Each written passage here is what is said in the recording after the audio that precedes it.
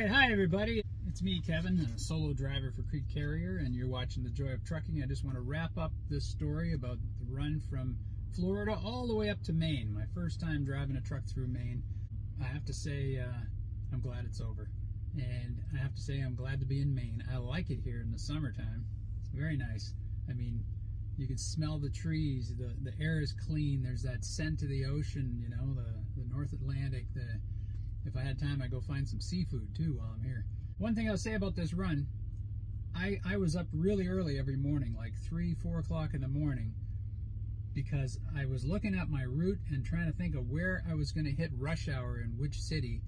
And so I made it a point to get on the road at 4:30 in the morning, and I managed to breeze on through pretty good. I got through Richmond, Washington, Baltimore, just on the high side of rush hour, and then I hit New York, and it was just before rush hour started. Once I got into Connecticut, it got a little thick, but you know, then it's 4 o'clock, 4:30, something like that, and it got pretty busy on the roads there.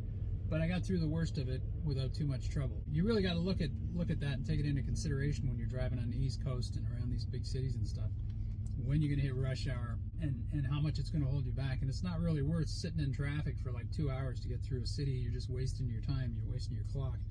Something to look at. So I made the delivery this morning at 8:30 in the morning, and the window closed at 10, so I made it in plenty of time, and there was a nice little cushion there in case I ran into any trouble, so that was good. Got it done. Now, one thing I noticed driving up here through Connecticut and Massachusetts, there's an awful lot of people asleep in the middle lane. You got 3 lanes on the interstate, and you got guys parked in the middle lane, and I'm talking a lot of truckers. I must have passed 20 or 30 trucks on the right-hand side, because they don't want you in the left lane in this part of the country. And these guys were just sitting in the middle lane and not even doing the speed limit, like less than the speed limit, and I had no choice but to go on the right. And sometimes there were even slower guys on the right, so you had to just kind of sit there and bide your time. It was a little frustrating. I don't know why. You know, I can see going through a city, you don't want to be in that right lane because you got a lot of people merging in and out and people jumping in and out of that lane, the four-wheelers buzzing around you like bumblebees. So I'll stay out of that right lane. But this is on the interstate, the open road between the cities, up and down hills. You know, before dawn, there's hardly any traffic, but there's a line of trucks in the center of 3 lanes. Come on, wake up, man. You're like, are you even driving that truck? Anyway, once I got up here into Maine, it was nice. There were a couple of areas that were a little foggy, and then a lot of sunshine. See a lot of signs that say "Watch for moose" on the road ahead, you know, and there's a picture of a moose. That's kind of cool. You don't see that every day. So last night I asked for a pre-plan for my next load, and I was surprised they hadn't already gotten it to me. And they sent me a load that was going from my delivery. I would have had to drive 3 hours down into Massachusetts and sit there. Today's Friday, all right? I delivered Friday morning, so I would have had to drive back down to Massachusetts 3 hours and sleep there. The customer allows parking, overnight parking in their lot, which is good, but the pickup was Saturday morning. So I would have sat from like noon until 3 or 4 a.m., then picked up the load, and then take it to Pennsylvania, which is like another 5 hours or so. So I would have got there around noon on Saturday, tomorrow, for a live unload Monday. So basically sit there for almost 48 hours, like most of Saturday and all day Sunday. And I mean, if I needed my reset, that's one way of getting it done, but still wasting some time. But I don't need my reset. I only got like 45 hours left on my clock. I really don't need a reset. So I rejected that load. If you find that you're going to be wasting a lot of time, you know, and you're not driving, that's when you're making your money. If you're sitting there waiting for somebody to open, you know, 2 days from now, or you go somewhere and you're waiting for them to load a trailer, you're not making any money. You can reject the load, and there's a little checklist when you reject the load saying, no, I'm not committed to this load. It says why. Right at the top it says unproductive. I'm not going to make any money, and really the company's not either. They're paying you, they're paying for this truck, and it's not rolling, it's not making them any money. So everybody wants to be moving and making money, so I'm going to turn that load down. So then this morning they sent me another one, and the next one that they sent, I have to go an hour north of my delivery, pick up at a paper mill, and take the load all the way to Wisconsin. Terrific. 1,200 miles, right? Good run.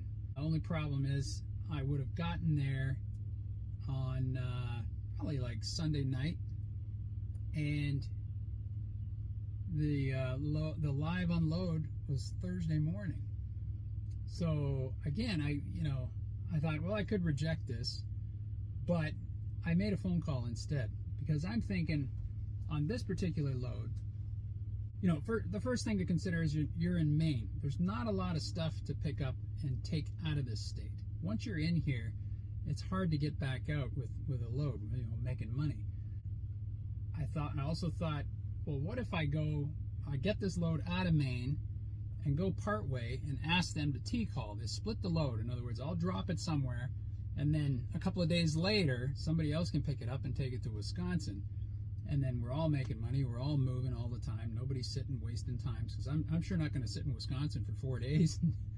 So I made a phone call, talked to the company, and they said, yeah, let's see what we can do. Let's see if we can T-call it somewhere, and so you can pick it up and go ahead with it, and then drop it somewhere for somebody else.